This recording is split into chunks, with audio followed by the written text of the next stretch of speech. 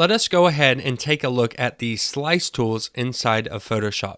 Now you can bring in the website.jpg image, or you can follow along with the PSD file, and we're going to cut up this image, and this is typically used for website design, where we have our layout and we need to save out separate images. We find this a lot because even though this layout looks nice and pretty here, when we get into HTML and web programming, you have to layer these images. They're not just going to fit nicely on the page as one big image. You're going to have to slice this up into different separate images, and we can do that with the slice tool and then save out those images. So you will find them under the crop tools. It's the fifth icon down under the tools bar, and we have the slice tool and the slice select tool. So they're under the crop tools with the shortcut letter C. And we're going to go ahead and just grab our slice tool, and there's not a whole lot of options that you can do here, but you're just going to create rectangles, because when it comes down to it, all websites are made in rows and columns and squares and rectangles. So you'll make your slice, and we might want to zoom in and move around here, and it might be kind of hard to see on the screen, but there is an orange or brown box going around here showing our slice, and they have handles for scaling and stretching. So if we don't have it right, we can come in here and fine-tune that a little bit. And we might need to turn the guides off if they're getting in the way. So we've created one slice for this header. Let's say that we wanted to save this out as just one image. Now, in actuality, you would slice this up into smaller chunks, because the logo would have its own slice.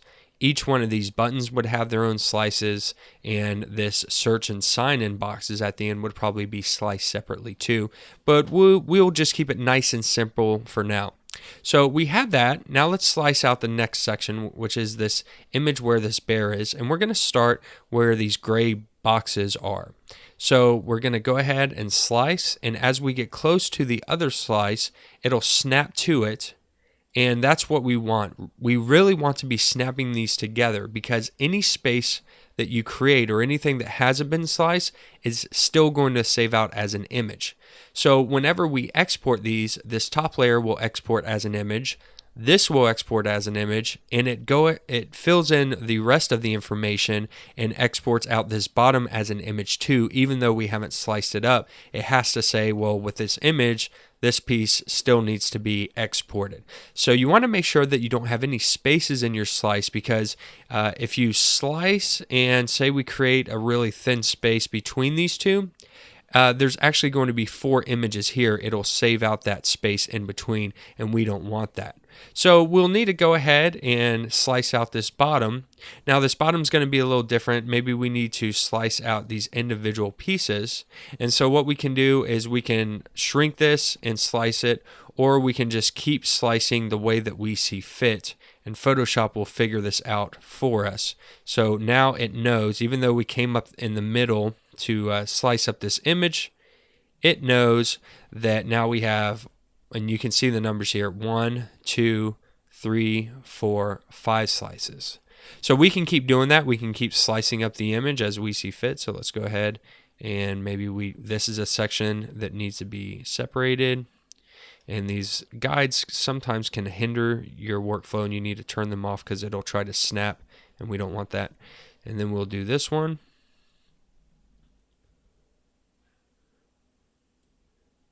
Okay, and then it creates that last one for us. And now we have 1, 2, 3, 4, 5, 6, 7 slices here. And we can keep going. We would probably slice out, each title of these graphics, the individual graphics, the text at the bottom's a separate slice. We'd probably slice out this box here where it says everyone's got a dream, bring yours to life. That would be a separate slice. These buttons could be separate slices.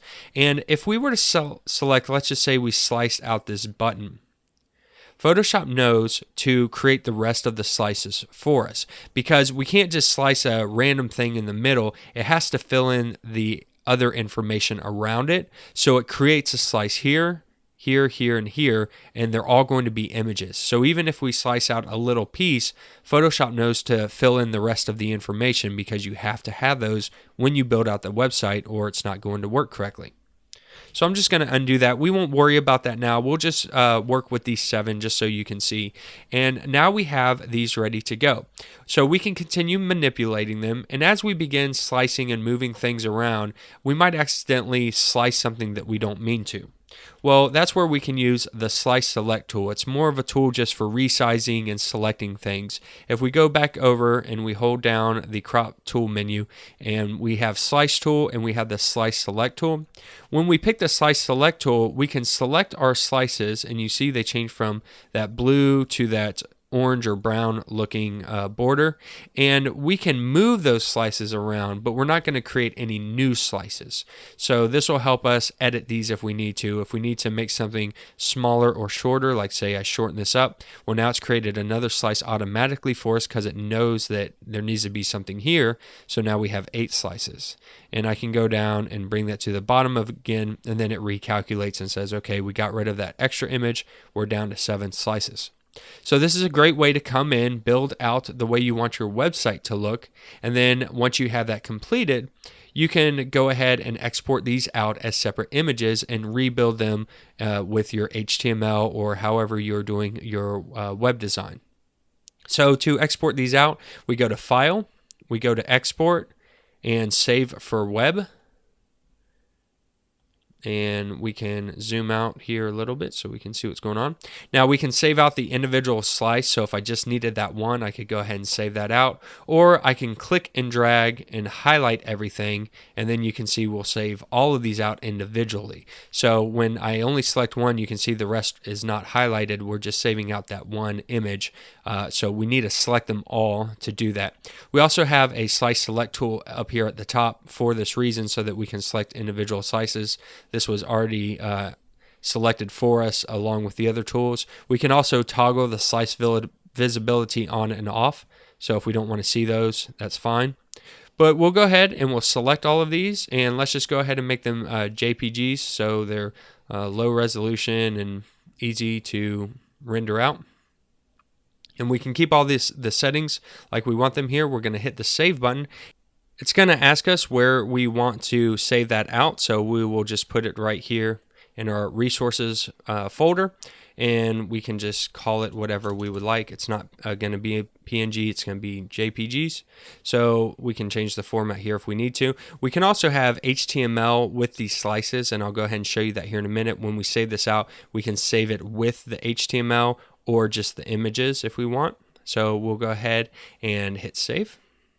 And it's going to go through and save out all of those individual images for us. So if we go to the top and we go to File, Open, and then it's created an images folder. So we're in our resource folder here, and here we have the images folder. I double click on that, and now you can see all of those individual slices. So if we needed to rebuild this for whatever reason, we could go ahead and open these back up and drop them into a new document and add them as layers.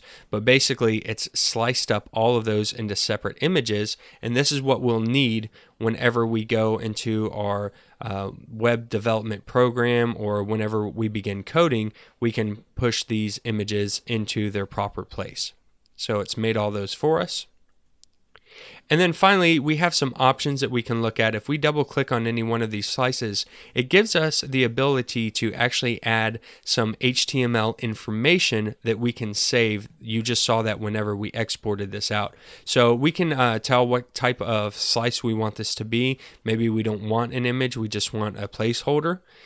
And we can give them a name, so we can name each one of these slices. We can give them a URL, a target, a message text, and an alt tag. So this is really great for meta information and SEO and things like that. If you want to go ahead and name everything before you send them out, you can do that here, and we just did that by double clicking on the slice, and it opens up this dialog box, and you can go through and label all of that information. Then when you export your slices, it already has that information in there, so when you upload them and you're ready to create your website, they're all ready to go, and it makes it really easy to do this straight from Photoshop.